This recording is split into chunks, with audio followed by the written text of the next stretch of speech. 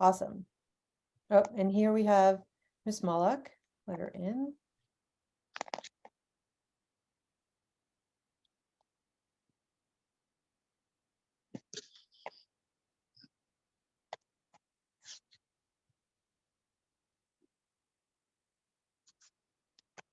He's connecting to audio. Just wait a second. I'm going to mute so that you get no interference from my end. Okay. Yeah, if everyone could be muted when you're not speaking, that would be really helpful. All right, if we're ready. Hi, Miss Moloch, welcome. All right, I will let the reporters in.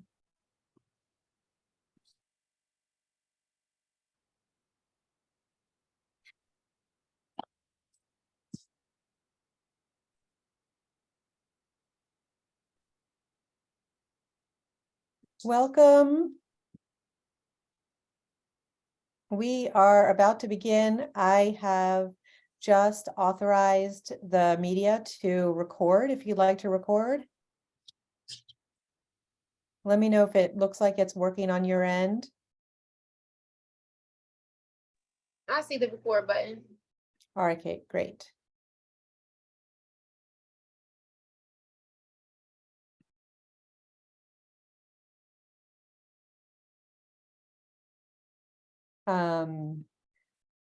We'll just take one moment to get set up, and then we will get started.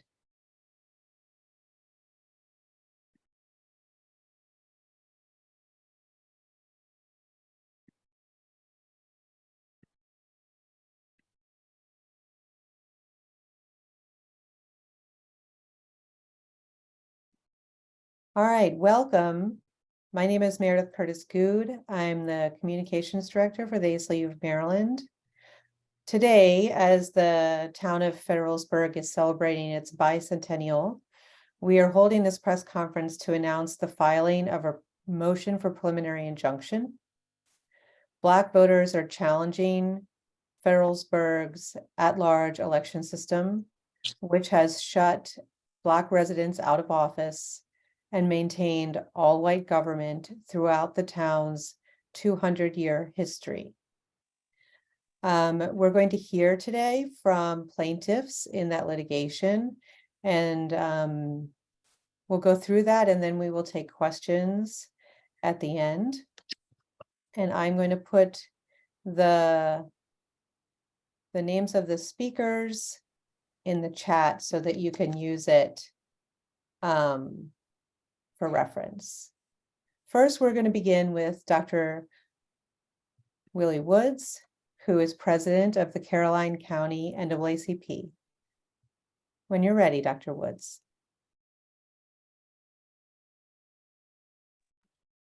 Thank you. I am Dr. Willie G. Woods, president of the Caroline County branch of the NAACP, which is located on the eastern shore of Maryland. The Caroline County branch of the NAACP is one of the plaintiffs in the challenge to the Federalsburg at-large election system that, as explained just earlier, has maintained an all-white government since its founding. As president of the Caroline County branch of the NAACP, I've had discussions with members across the county, including residents of Federalsburg. And the major concern of the Black residents of the town of Federalsburg is the lack of direct representation of Blacks and other people of color in the elected governance structure of the town. As noted, this year, 2023, the town of Federalsburg is celebrating its bicentennial. In the 200-year history of Federalsburg, no Black candidates or other persons of color has been elected to the town's government positions, whether it's the town council or the mayor's office. Expressed differently, since the founding of Federalsburg 200 years ago, the racial composition of the town council and the mayor's office has been maintained as exclusively all-white government officials. Now that is despite over the years, Federalsburg population been growing steadily and becoming increasingly diverse. Now having a population of approximately 47% of the town as being Black, and combining other people of color, that percentage is roughly 53%. The absence of elected Black representation to the town's governance structure is, as previously stated, attributed in part to this at-large staggered term election system, being what the Federal Voting Rights Act of 1965 describes as a racially discriminatory and unlawful election system. Further, the absence of elected Black representation in the town's governance structure results in Black voices not being heard on many issues of concern to Blacks. There are needs of the Black community that are not being met, ranging from the need for clarity and information about town elections, policies and practices and infrastructure, education, housing, police protection, employment, and more. There are also unrecognized aspirations and interests for the uplift of the hometown that the residents love and cherish. We feel there is no better way to address those needs than for Black representatives of the communities have direct voice at the table of the town government. Having the Blacks elected officials of their choice would significantly alleviate many of the concerns. The need for this is now.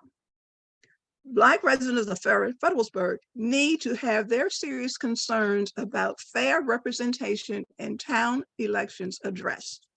And it's to that end that the Caroline County branch of the NAACP, in collaboration with the American Civil Liberties Union of Maryland, the Caucus of African American Leaders, and Black residents of Federalsburg, seek remedy without delay to this dilution of the impact of their very basic right in our democracy, fair voting rights. So the Caroline County branch of the NAACP supports the residents in the quest for this long overdue reform of the town's current election system to bring that system into compliance with the Federal Voting Rights Act of 1965, so as to establish a racially fair system that facilitates opportunities for electing a more racially inclusive town council, and afford all voters, especially Black voters of Federalsburg, an equal opportunity to elect candidates of their choice. Thank you. Thank you so much, Dr. Woods. Next, we will hear from four residents of Federalsburg who are Black voters and who filed declarations in support of changing the election system in Federalsburg. First, we will hear from Sharon Lewis.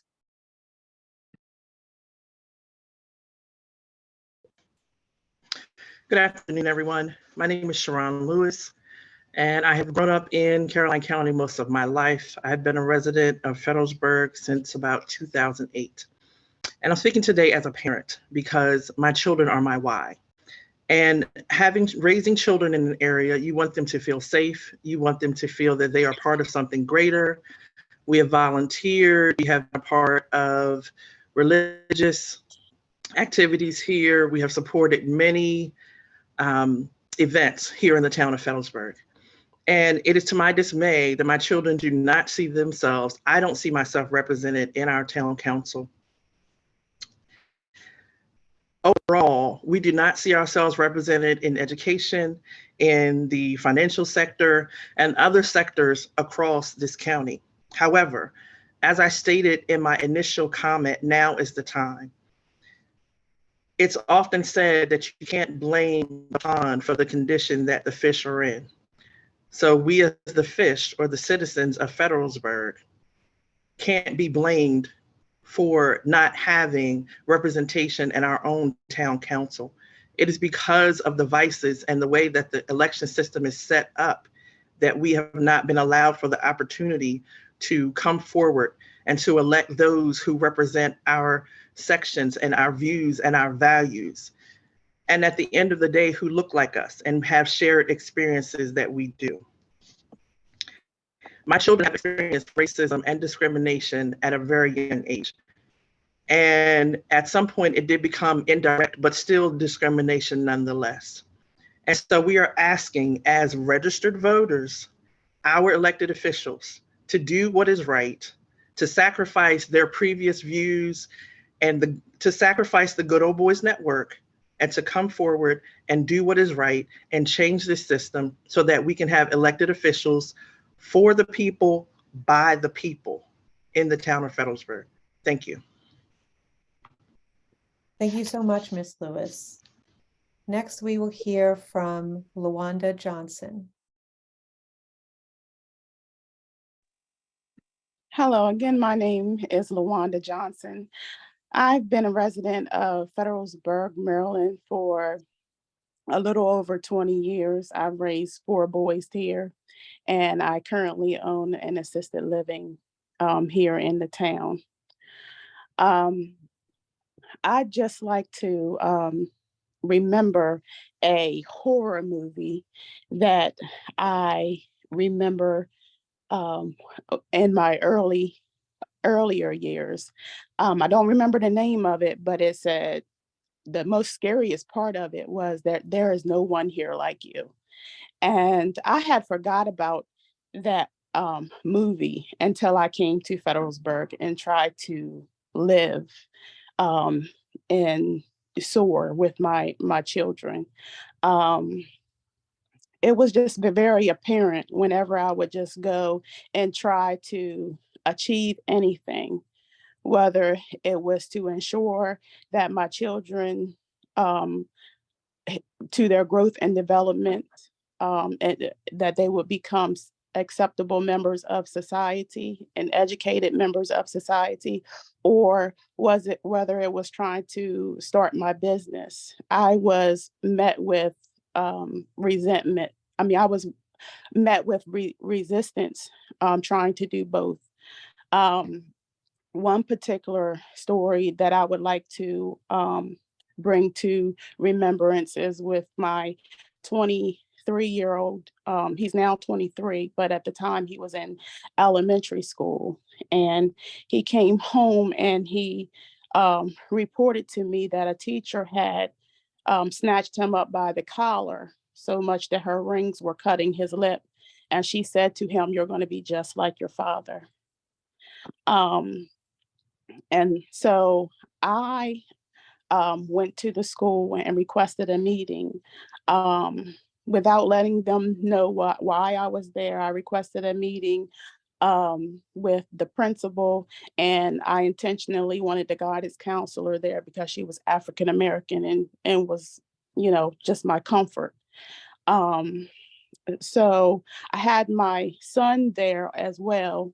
He didn't even know why he was there, but when we all got in the room, I told him to tell us all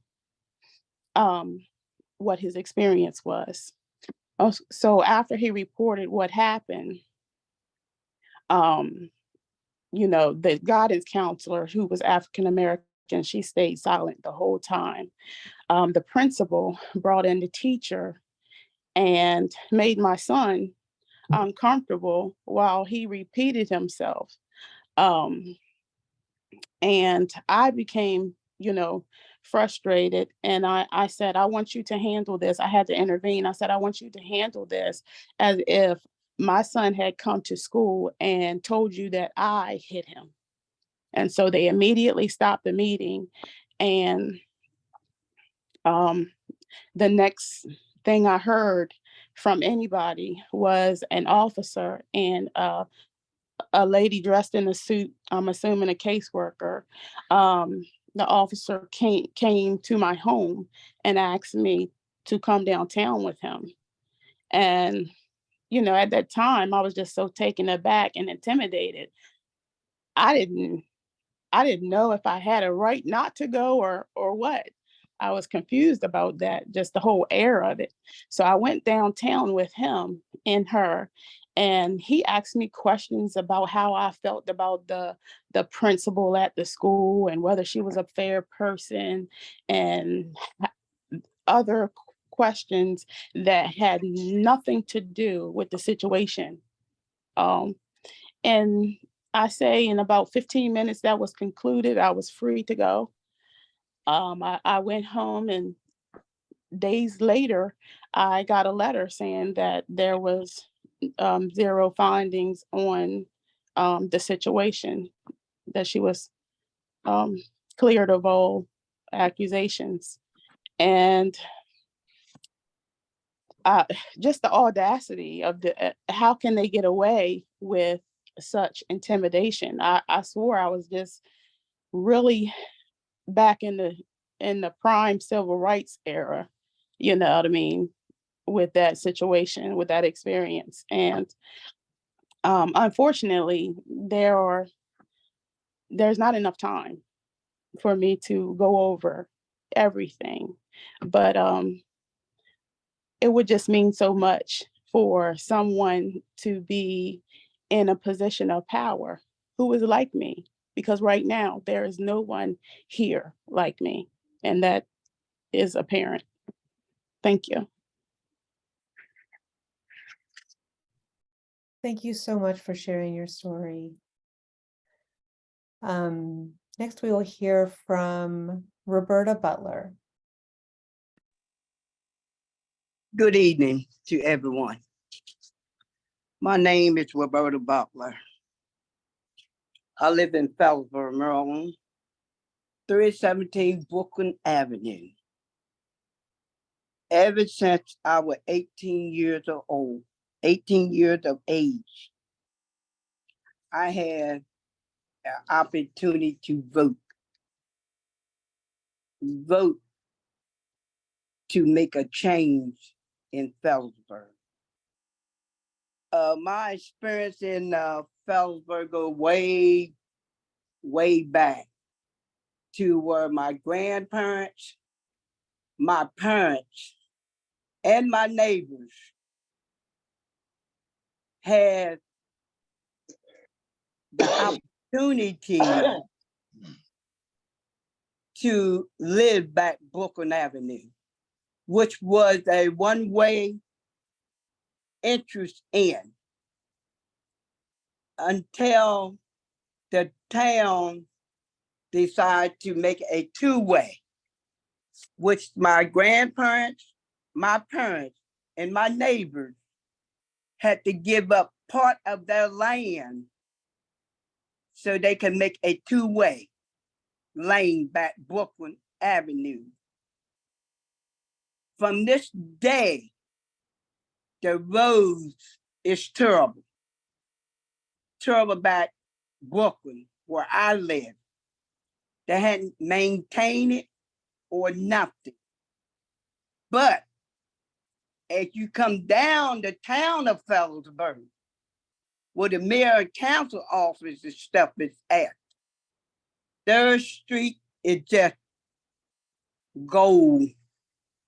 They maintain the streets up down the town of Federalsburg.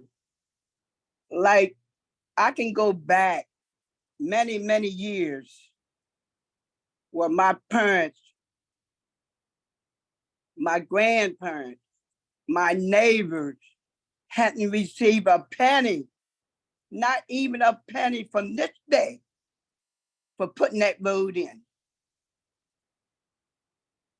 And as I got older, segregation from first grade through the sixth grade, in the late 1960s, 66, I believe, when we got integrated into the schools.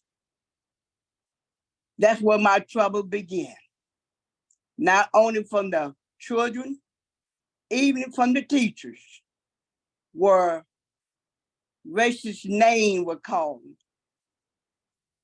the N-word. We had teacher called Blackbird that put us in the back of the room, not the front, but the back. I would come home. I would tell my parents, especially my mom. And she said that I would have to put up with it until I became an adult. I had to suck it up. And from this day, I'm glad for my parents. I'm glad for the upbringing that they gave me to realize that we will have trials and tribulation against our color. That we will have to swallow a lot. And I done that to this day. As I got older, I decided to vote. I even decided to run. In 2011, I ran, but unsuccessful. I didn't have enough votes. One side of the town could vote, the other side couldn't. Again, I ran in 2017 against another person of color, Miss Angel Green. Again, we didn't win. But to this point, Tom and Dad, I would like to see somebody looks like me, can speak like me, think like me, to be on this town committee, this town for the town of Federalsburg. This is my dream, to see somebody, person of color, to take a stand in the town of Federalsburg. Thank you, everybody that hear me, my voice. Thank you. Thank you so much for sharing your powerful testimony, Ms. Butler. We have one more resident of Federalsburg to speak, and then we will have two of our plaintiffs, organizational plaintiffs speak. Nikendra Bordley, do you want to share a few words? Yes, how are you? My name is Nikendra Bordley. I've been a resident of Federalsburg, Maryland for 30 years now. I'm doing this for my grandmother. It means a lot to her. So this is why I am into it like I am. I did witness her run twice. I witnessed her run twice, and both times were unsuccessful. But just to see her get out and deal with the community, and to see how much they respect her and everything like that, I would love to see somebody who looks like us on the council, because they understand where we're coming from, and just to guide us to in a better place, to a better way to a better place, as far as coming together. So that's really all I have to say. I'm doing it all for my grandmother. Yep, and that's it. Thank you, guys. So much, Nikendra. And so next we're going to hear from Reverend James Jones, who's the convener of the Eastern Shore Caucus of the Caucus of African American Leaders.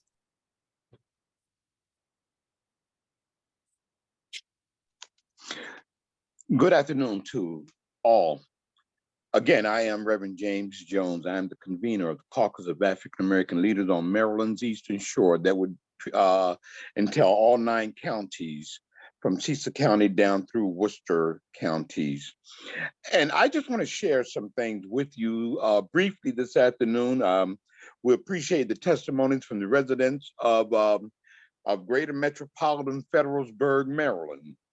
But I want to tell you, because of who we are, who the caucus are, we believe in inclusion.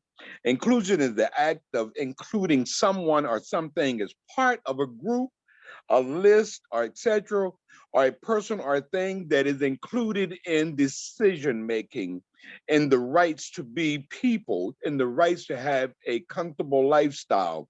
And then we also deal with diversity.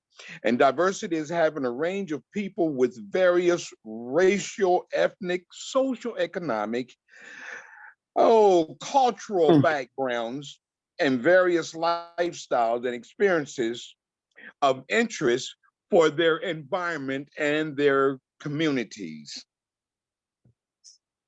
The Voting Rights Act of 1965, signed into law by the late President Lyndon B. Johnson, aimed to overcome legal barriers at the state and local levels that prevented African Americans from exercising their right to vote as guaranteed under the 15th Amendment of the United States Constitution.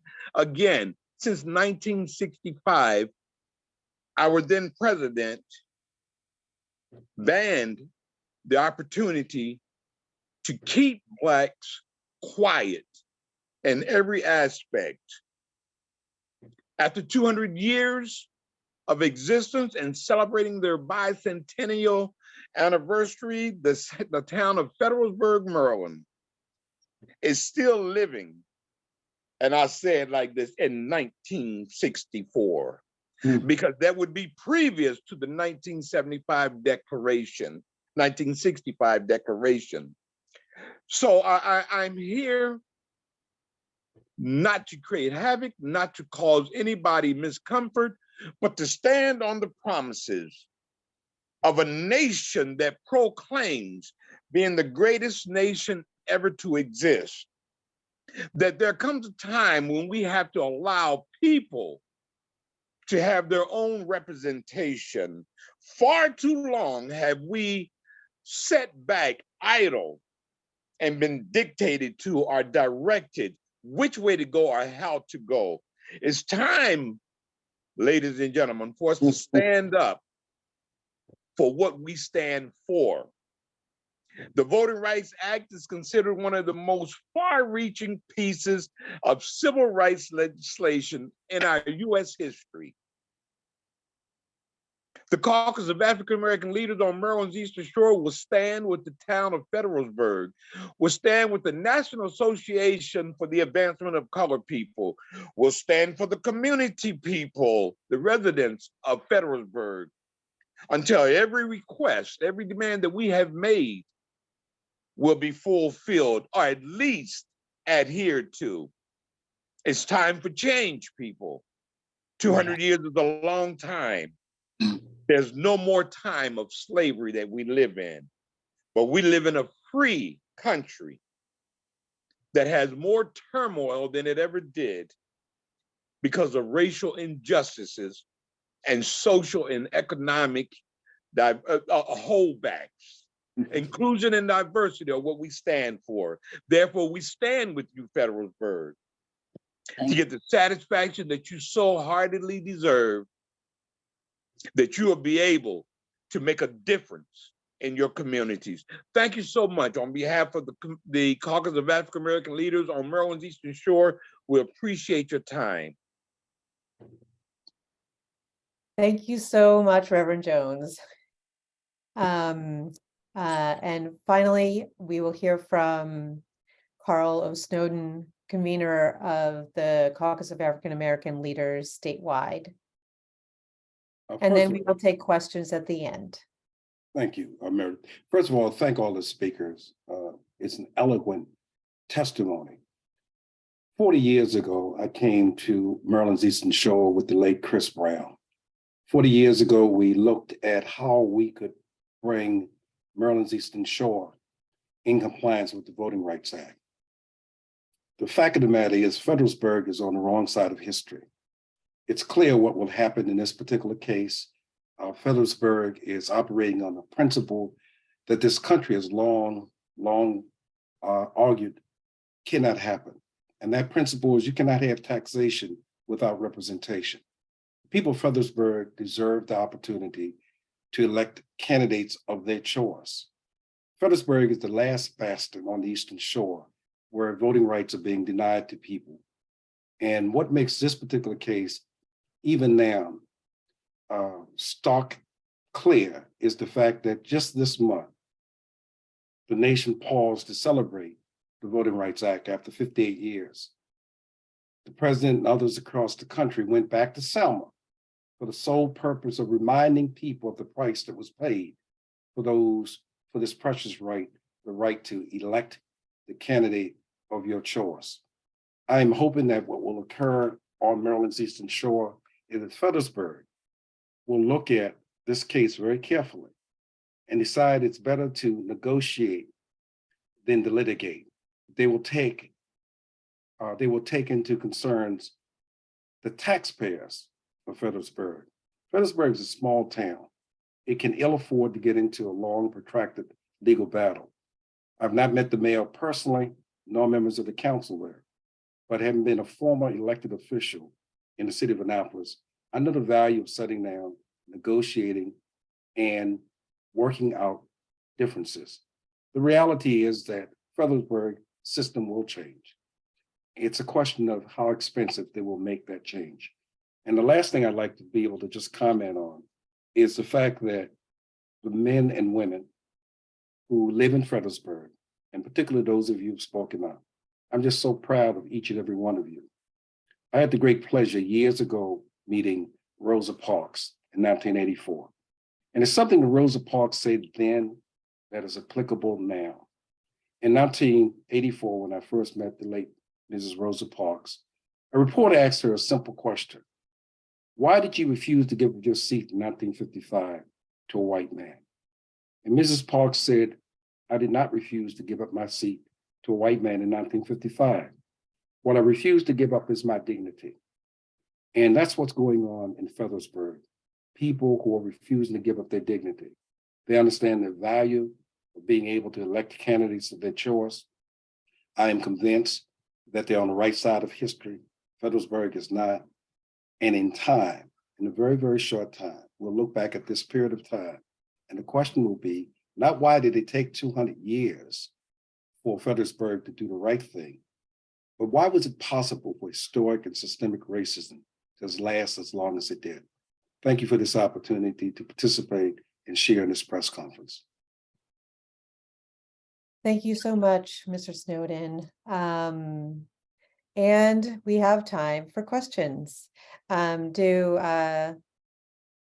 any of the reporters want to speak up with your questions, or you can put them in the chat and we can answer them for you?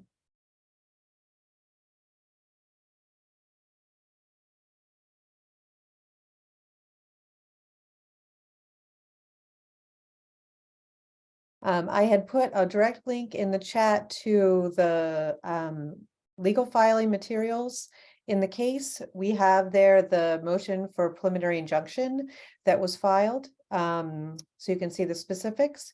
And we also have 8 individual declarations from people sharing their personal experiences and why this matters to them. So I also encourage you to check out those declarations, which are very powerful. Any questions before we close? I'll put my phone number in the chat in case you want to follow up with me afterwards.